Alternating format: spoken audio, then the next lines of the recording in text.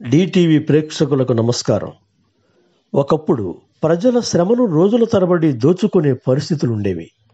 ఆ వెట్టి చాకిరీని పక్కన పెట్టి రోజుకు 8 గంటలు మాత్రమే పనిచేయడానికి పోరాటాలు జరిపి చివరకు ప్రాణాలను సైతం తృణప్రాయంగా త్యజించడం కార్మిక వర్గ పోరాటానికి నిదర్శనం.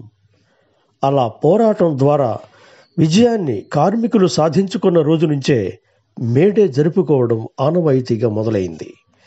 1923లో దాదాపు 100 ఏళ్ల కిందట భారతదేశంలో మేడేని పాటించడం జరిగింది. 1920లో ట్రేడ్ యూనియన్ ఏర్పడడం మూలంగా అప్పటి నుంచే కార్మిక వర్గాల్లో చైతన్యం పెరగడం మొదలైంది.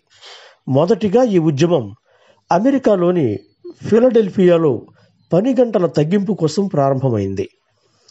రెక్కాడితే గాని డొక్కాడని కార్మిక వర్గం లేకపోతే ప్రపంచమే లేదు. అలాంటి కార్మికులకు తగినంత విశ్రాంతి ఇవ్వాలి.